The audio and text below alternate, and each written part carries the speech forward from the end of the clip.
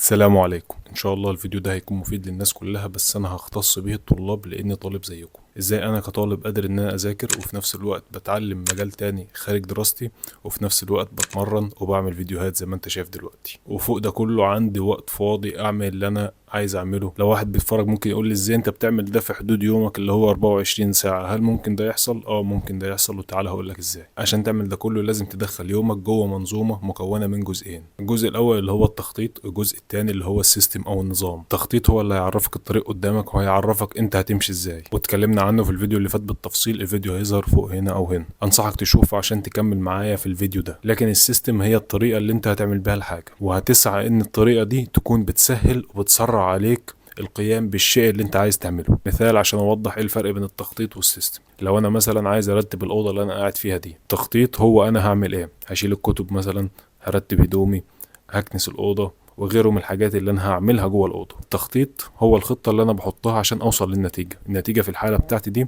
ان انا عايز تكون الاوضه مترتبه، لكن بعد اسبوع الاوضه هترجع متبهدله تاني ومتكركبه تاني لو انا ما عنديش سيستم ماشي عليه. السيستم ممكن يكون زي العادات اليوميه المتكرره اللي بتضمن ان الاوضه تفضل مترتبه دايما من غير ما احتاج يوم كبير مثلا عشان اقعد ارتبها. لو هنلخص الشرح ده كله في جمله، انت بتخطط عشان تكسب اللعبه، لكن السيستم هو اللي بيخليك تفضل تلعب اللعبه دايما وتكون متفوق فيها. مع الشرح ومع الخطوات ومع الامثله اللي هنتكلم عنها قدام هتفهم انا قصدي ايه بالسيستم، وهخليك ازاي تعرف تعمل سيستم خاص بيك. بس هل هو مهم يكون عندي سيستم ماشي بيه على طول؟ الصراحة انت من غير السيستم ممكن تكسب وتوصل للهدف اللي انت عايزه، بس بعد ما تكسب ممكن ترجع لنقطة الصفر تاني اللي هي نفسك القديمة او الوضع القديم اللي هو كان قبل ما تحقق الهدف. زي المثال بتاع الأوضة اللي احنا اتكلمنا عنه. لو انا ما عنديش سيستم امشي عليه ممكن الأوضة ترجع تاني وهعوز اخطط تاني عشان اعملها. انما لو معايا سيستم خلاص انا كده ضامن ان الاوضه على طول تكون مترتبه او متنظفه. وبنشوف ده في حياتنا على طول، ان شخص مثلا كان عنده هدف ان هو ينزل في الوزن عشان عنده مناسبه مهمه مثلا بعدين، وفعلا وصل للوزن اللي هو عايزه، وبعد ما المناسبه خلصت رجع لوزنه القديم لانه ما عندوش السيستم اللي يخليه يفضل ماشي على المنهج اللي كان ماشي عليه عشان يوصل للهدف. طيب بعد ما عرفت اهمية السيستم، ازاي اطبق الكونسيبت ده عليا او ازاي اعمل سيستم خاص بيا انا؟ عشان تكون السيستم اللي هيساعدك في مشوارك انا قسمت الموضوع ده لثلاث اجزاء مهمة لازم تركز عليهم. طبيعة مخنا كبشر ان احنا بنحب الانماط المتكررة والروتين، فمادام انت عرفت الموضوع ده لازم تستغله وتدخله في السيستم بتاعك. طيب احنا هنستغل الموضوع ده ازاي عشان نعمل سيستم قوي يحافظ على الانتاجية بتاعتنا؟ الموضوع كالآتي: بدل ما تعتمد على الحماس او الموتيفيشن عشان تعمل حاجة انت عايزها، اربط الحاجات اللي انت عايز تعملها او العادات الجديدة بعادات فعلا انت بتعملها كل يوم، او بمعنى اصح اربط الثابت بالمتغير. هديك مثال: لو شخص عايز ينزل الجيم يتمرن، فهو بيروح الشغل بتاعه او بيروح الكلية، فبيرجع من الكلية تعبان مش قادر يتمرن. هو عشان يطبق الموضوع ده لازم يربط الثابت بالمتغير. الثابت هنا ان هو بيطلع الشغل كل يوم او بيطلع الكلية كل يوم او بيطلع من البيت عامة الصبح، فهو يربط الثابت، الموضوع اللي هو بيخرج من البيت للشغل او الكلية، بالمتغير اللي هو عايز الحاجة الجديدة اللي هو عايز يعملها ان هو ينزل يتمرن. فبقى مثلا بيطلع قبل ما يطلع الشغل الصبح يروح يتمرن، او هو راجع يروح يتمرن.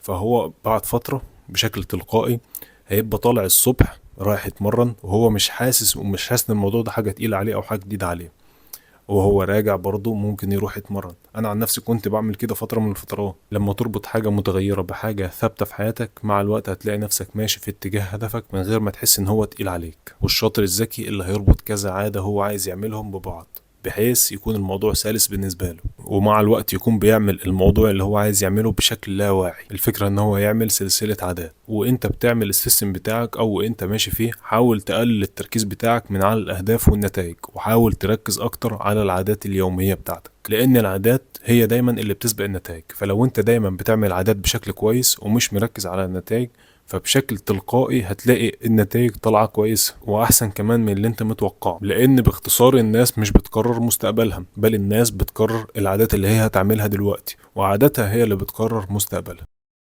لو البيئة اللي انت فيها مليانة معوقات، حتى لو انت أكتر شخص عنده عزيمة وإصرار في العالم، برضو احتمالية انك تفشل هتكون اكتر. لكن لو البيئة مساعدة، العادات اللي انت عايز تعملها هتحصل بأقل مجهود ممكن منك. ازاي اهيئ البيئة بتاعتي انها تساعدني في الاهداف بتاعتي او العادات اللي انا عايز اعملها. الموضوع مش صعب ومش عايز مذاكرة.